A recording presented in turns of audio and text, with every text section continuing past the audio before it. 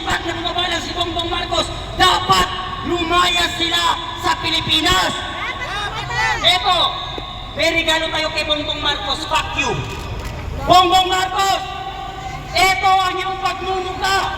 Eto, walang respeto ang tao sa'yo dahil wala kang alam kung hindi magnanakaw. Ikaw ang presidente, pero ang suporta ng tao at simpatya nila nakasuporta sa mga Duterte. Basagin natin ang kanyang pagbumuka. Itapo natin dyan.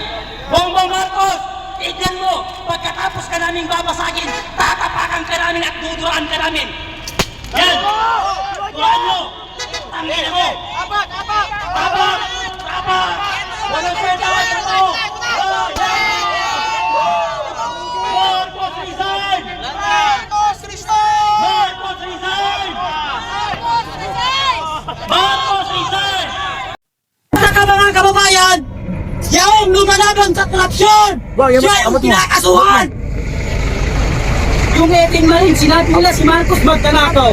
Tinasuhan na nila. Bakit si Martin Romualdez hindi ba kulong-kulong? Kasagwat!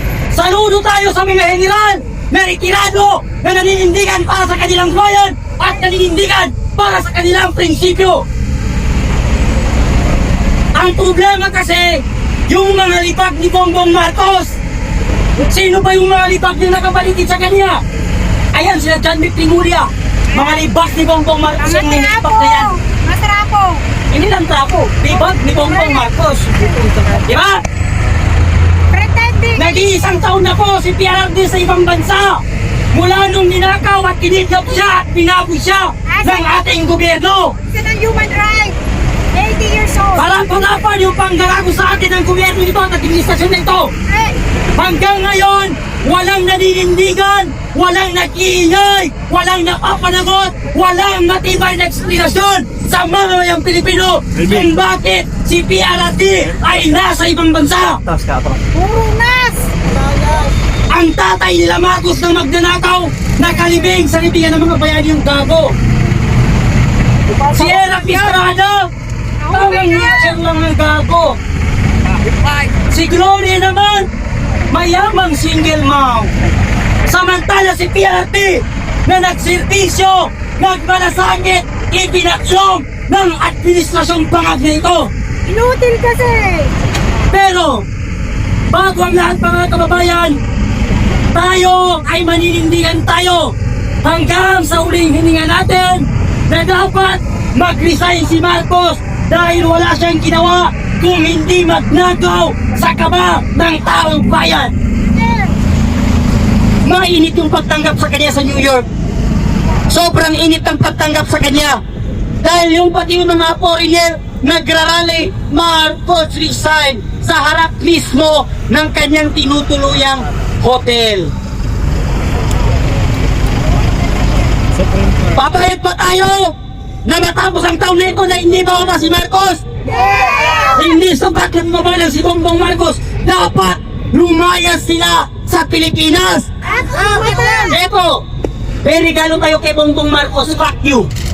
Bongbong Marcos, eto ang iyong pagmumuka. Eto, walang respeto ang tao sa'yo dahil wala kang alam kung hindi magnanakaw. Ikaw ang presidente, pero ang suporta ng tao at simpatya nila nakasuporta sa mga Duterte. Basagin natin ang kanyang pagbumuka. Itapo natin dyan. Bongbong Marcos, tignan mo, pagkatapos ka naming babasagin, tatapakan ka namin at duduraan ka namin. Yan! Tuhan mo! Tangin mo! Abak! Abak! Abak! Abak! Walang pwede ang ito! Marcos resign! Marcos resign! Marcos resign! Marcos resign! Marcos resign! Ito na yung kamay ng Marcos! Marcos resign! Marcos resign! Sabi ni John Vic Trimulya, huwag kang sisigaw ng Marcos resign kasi inciting to sedition. Gago! Taki naman, Dagbek! Paano inciting to sedition yun eh? Nagsalita lang kami ng Marcos resign kasi yung presidente, kahit magsasalita, hindi na niya alam. Hindi nga marunong sumagot sa mga interview sa kanya eh.